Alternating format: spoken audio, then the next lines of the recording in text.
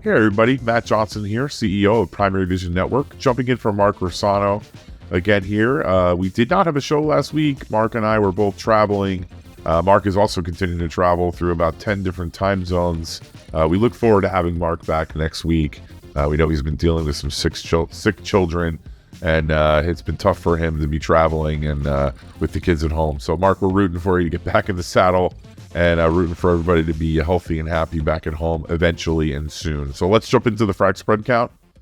Here we are for the week ending June 9th. It's plus 10, and this is definitely going to open up some eyes out there.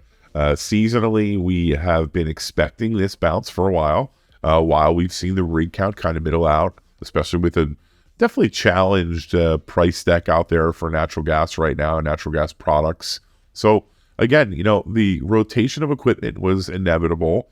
The option for operators to either hold off on, some of their contractual obligations or potentially, cancel some of their spot work. That work is going to find its way to oily basins, and that's what we're kind of seeing right now. We're seeing this +1, +2 in different basins, and really, let's move ahead here and kind of talk about some of the frac spread demand. And like we said, these are really kind of two things to travel with and take with you for the weekend.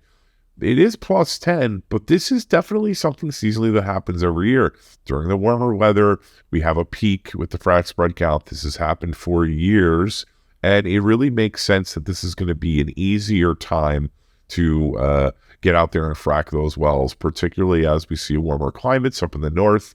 So this is definitely something that's seasonal, and it's definitely something we're going to see moving forward for the next handful of weeks. We could see ourselves revisit some of those Q1 highs that were really there as a result of refreshed CapEx and also operators that were still heavy in gassy basins. But we are also going to continue to look at the gassy basins and see if those rigs fall off, which really is providing this rotation that we're seeing right now. However, will this last long too? Will we see a further decline with gas activity as a result of the challenge price deck? This is something that we're going to talk about a little bit later in the show. And you need to watch the Diff this week with Greg and John. They really jump into something really interesting we think you should follow called BOE, and understanding the price and how that's changed. And the barrel of oil equivalent is what BOE stands for, and really how that's changed and how the price deck has changed and how even the oily focused basins are finding challenges right now. So we'll jump into that. So let's jump into our oil news and notes. Again, short show this week. Mark will be back next week, jumping into the EIA economy and frac spread count show. So you'll get your full suite of video products from Primary Vision.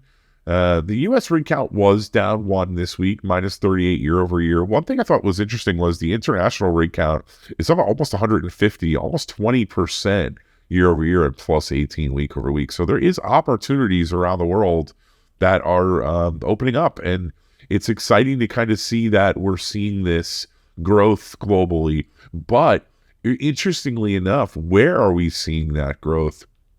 And that's where I wanted to share this week an article I read on the Energy Monitor.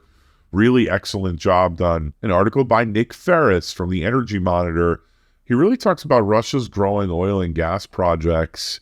And this is something that we've had internal discussions on here about who's maintaining these wells. And with all of the oilfield service companies and supply chains becoming, more difficult, supposedly for Russia, they should have seen a natural decline. And the exact opposite has happened as Russia is leading the world in development of new oil and gas fields with 25 new projects in place, approximately 21 billion barrels of oil equivalent.